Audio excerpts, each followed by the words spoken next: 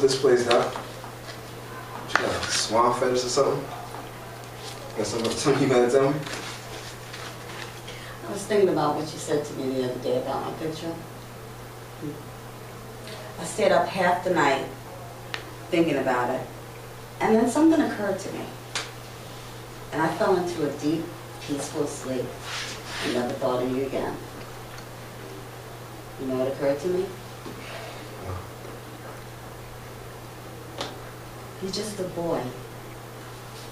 You don't have the faintest idea what you're talking about. Why, thank you. You've never been out of Boston, right? No. So if I asked you about art, you could give me the skinny on every art book, Michelangelo? You know a lot about him, I bet, right? Yeah. Life's work, criticism, political aspirations. But you couldn't tell me what it smelled like in the 16th Chapel. You've never been in there and looked at that beautiful ceiling. You've never stood there. And if I asked you about a woman, yeah, you could give me a syllabus about your personal favorites, and maybe you've even been laid once or twice. But you couldn't tell me how it feels to wake up next to a woman and truly be happy. If I asked you about war, you could tell me a whole bevy of fictional and non-fictional material. But you've never been in one.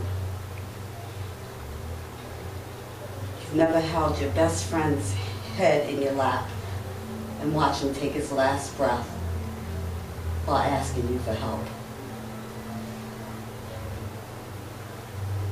And if I asked you about love, I would get a sonnet. But you never looked at a woman and truly been in love or vulnerable. Knowing that someone could kill you with a look. That someone could rescue you from grief. That God put an angel on earth just for you. And you wouldn't know how it felt to be her angel. To have her love you and to love her forever. Do anything through cancer. You wouldn't know about sleeping up, sitting in a hospital room for 2 months holding his hand and not leaving because the doctors could see that visiting hours didn't apply to you. You wouldn't know about real loss. That only occurs when you lose something that you love more than yourself. You've never dared to love anything that much, have you? Look at you. And I don't see an intelligent, confident man. I don't see a peer, and I don't see an equal. I see a boy. Nobody could possibly ever understand you, right? Well, yet you presume to know so much about me because you saw a painting. I think you must know everything about me, right? You're an orphan, right?